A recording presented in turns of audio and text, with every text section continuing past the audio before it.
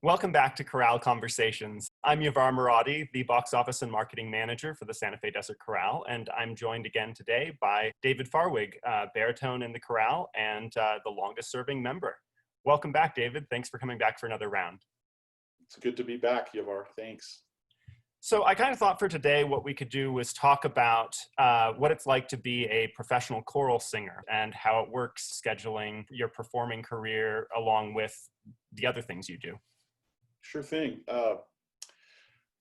Well, just kind of to back up a little bit, I've been doing this now for many, many years. As people that might have heard the last interview, I started in Desert Chorale in 87, 88. Now back then, I think the statistic, and I may be wrong, but I remember people saying this because Santa Fe Desert Chorale at that time was very unique.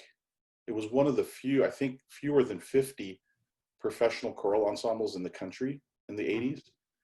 And so a lot of those singers were teachers and conductors themselves, and that's still the case. But one thing that's really changed, and it's kind of amazing, is that the choral culture in this country has grown so much. And Josh, the director, even has talked about how singing has just grown so much in this country. But professional singing, I don't know the statistic now specifically, but there are many, many more professional choirs in the country and around the world as well. So when it first started, there were a few. It was only summer, as it is now, but as a singer, it was the only professional gig that many of us had. Some people sang in symphony choruses, that kind of thing. So as the years have progressed, it's really, really changed. And I think Yale had a lot to do with it. They started this program about 10 years ago, maybe longer, where you might be familiar with this, where they were endowed enormously and they created a program for professional, they call it an early music ensemble study as opposed to opera. So a lot of these young Yale grads, many who now sing in the Desert Chorale and many other places, began to forge out a career in professional choral singing. Now granted, they also, and I'm going to include myself in this too, have quite a solo career too. Now maybe not necessarily in opera because it's such a different world, the opera world is, but the level of skill and you know, just the ability to sing so versatilely in ensemble and then go and sing concert music, you know, a Mozart Requiem, say, is just grown so much. And I have to say, I was part of that early on. When I returned from Washington, D.C. after my stint with the Singing Sergeants, I started to develop this career, this freelance career. One of the first things I did was meet Craig Hella-Johnson, and I auditioned and got into the Conspirare, which was the second professional ensemble that I experienced. And it was a tremendous experience. As you might remember from the previous conversation, it's where I met Josh. He was singing there. Right. But Craig Hella-Johnson was Josh's teacher during his doctorate. So there's just this beautiful community that I started to realize. And from there, it just was kind of word of mouth. And Seraphic Fire emerged in the early 2000s. The Bach festivals. I was selected to be one of the Adams Fellows for the Carmel Bach Festival, which is a program many young aspiring Baroque singers. It's primarily geared towards early music, Baroque music. Kind of like the Yale program, I guess. Very much so. Very much so, yeah. And so I went through that. Several of the other singers that have sung in Desert Chorale and other groups that were emerging did that. While at the same time having a concert. I think of Stephen Soph, one of the tenors in Desert Chorale, I remember seeing his schedule once, and it was just extraordinary. I mean, more than full time, keeping very, very busy, and great credit. I mean, and he's just one of many And I think what Josh did is he really kind of brought this to an apex. Really, the roster of singers are all of this kind of ilk of mainly professional singers, and that's what they're doing for a living. Yeah, they all have other ensembles they sing in, and also solo engagements for performances of Beethoven's Ninth or whatever sort of thing might have a requirement for soloists for orchestral works and such. Right, right. My first website, I remember I created back in probably 2005, and it's because during that time I started to primarily sing. I had already gotten a master's degree in conducting at that time, but I wasn't doing as much conducting. I was getting hired a lot as a professional singer, a lot in Santa Fe. Ended up singing with the Santa Fe Symphony. Santa Fe Pro Musica brought me out a lot. And of course, Desert Chorale. And even Desert Chorale once brought me in as a soloist only, which was Interesting. pretty exciting. Yeah, I got to sing the 5 mystical songs with Jonathan Wilcox. Nice. With orchestra and the Desert Chorale behind me. It was an honor and a thrill. Was that weird for you, kind of changing gears and still being with the ensemble, but as a soloist only, not as fitting in with the rest of the group as much? It was a little strange. I almost felt like I wanted to be in the choir. I was like, please let me sing in the choir too, but Yeah, it's a very different mindset to be in, making yourself blend in with the other voices versus stand out. It is, but that's one of the wonders of all these amazing singers, is they can shed that what it takes. It is an ego of a sort. When you step out as a soloist, you have to present yourself. And then when you shed that and go and merge back into the ensemble, it's just really an amazing skill. And I'm mainly pointing at my colleagues because I've seen them do that and navigate that so beautifully.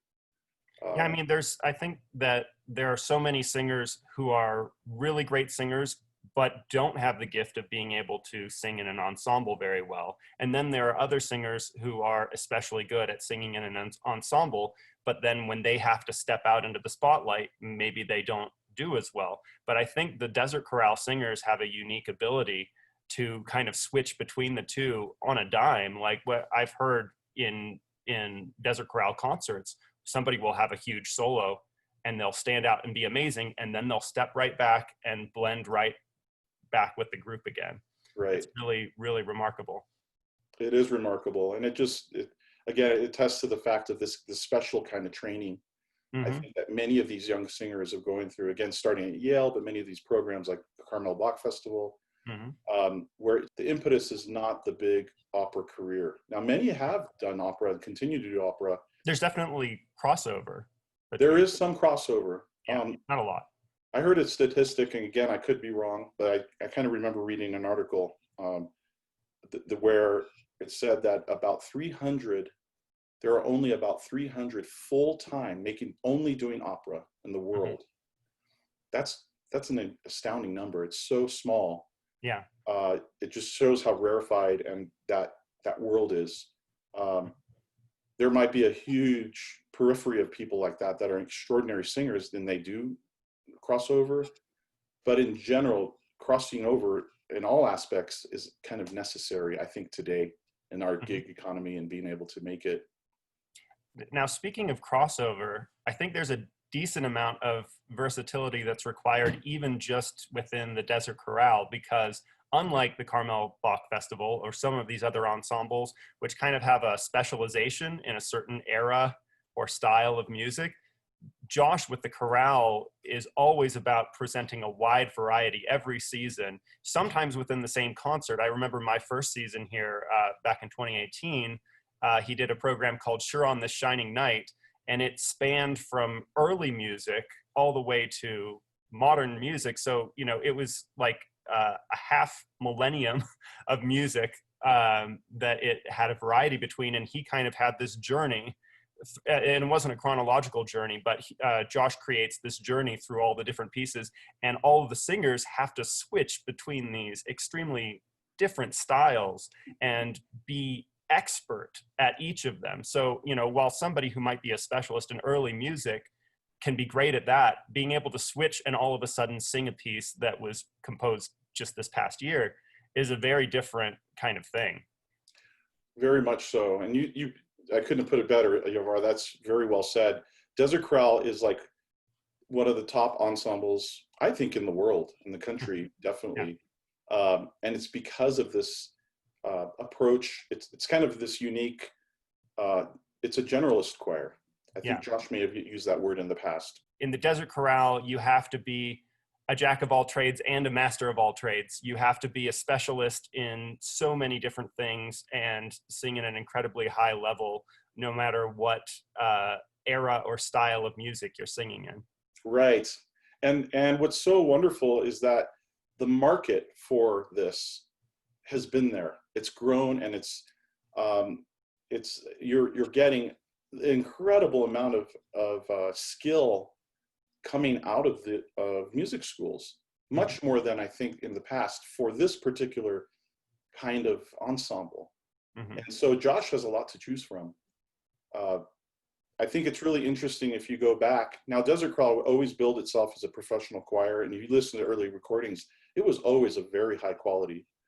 But I have to say that the quality has changed and has become even better and better through the years. And I think it's because of this specialization in being a generalist, but at the highest level, like you say. You have to continue to hone that skill, because I find it in some ways much more demanding. Mm-hmm. Like you said, in one concert, we could sing an early music piece, maybe with stylized solos in it.